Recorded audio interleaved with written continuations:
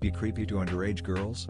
Enjoy some free, spoiled seafood. At this time in my life, I worked at a grocery store. While some might say it wasn't a great job, there were some really great co-workers. This 140-something-year-old guy was an obvious exception. To do the story justice, I will give some examples of his creepo extremio behaviors. I really want to be G-rated about it, but to know how full this guy is, you need some of the disgusting details. I will try to keep things PG-13. He liked to buy giant boxes of condoms and wait in line for one of the underage girl cashiers to check him out. Even though the self-checkout was available too, he would go into graphic detail to these girls that he used these condoms for what I'm going to refer as self-love, and somehow turn it into a brag. After all, he felt it was much more sanitary given that he was living in his mother's house. Black 3. He gave his number to a girl who had barely turned 16, and told her that she should call him as soon as she turns 18.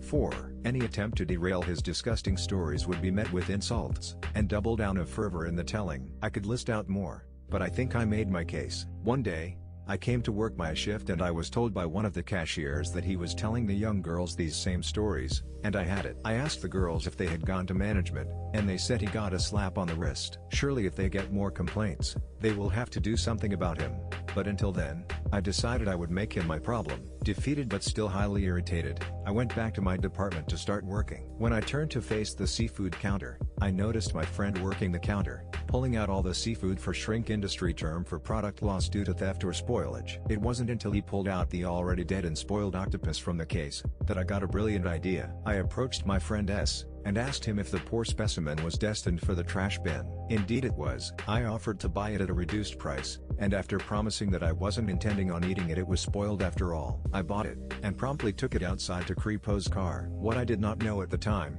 was my innocent comment to one of the cashiers as I was doing my purchasing piqued her interest, and she had cart pusher follow me to see what I was up to. Now this was in the dead of winter, so the windshield of his car was covered in an inch of snow, but I was dead set on avenging my co-workers. I loosed the deceased cephalopod from its container and it fell against the glass with a satisfying splat. I then arranged the tentacles in an artful way, and gave it a little smoosh so it might freeze to the glass. Then I went back inside to work like a good little cock. As I toiled, almost forgetting what I had done, the cart pusher had come inside and told all the cashiers. By my lunch break everyone in the relatively large store knew who was responsible. They were even so invested that they were getting hourly updates about the increasingly frozen state of my slimy, putrid, revenge. By some sort of satire-like serendipity, the man himself was at lunch the same time as I was, and a handful of other people. As Creepo started to talk to me, not underage but apparently any female will do in a pinch, I remembered what I had done hours earlier. I began to sprinkle in comment about sea-dwelling creatures,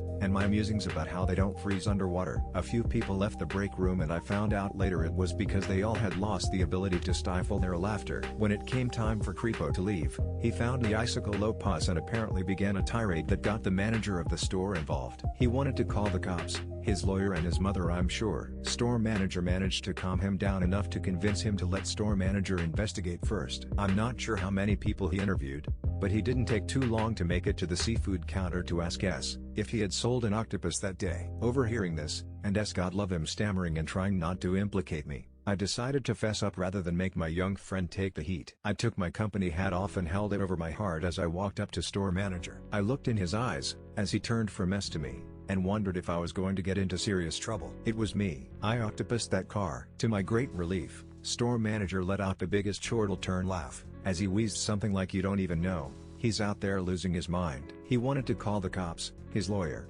Everything. Fear crept in again for a minute, and I asked if I was going to jail. I'm too soft for jail, and I doubt anyone there would find me amusing. Store manager said, "Nah, I think because it was you, I can smooth this over." And that's my story of the pettiest revenge I ever pulled off. I'm told they were able to pull it off the windshield after some lightscaping, but it was frozen into everyone's memories.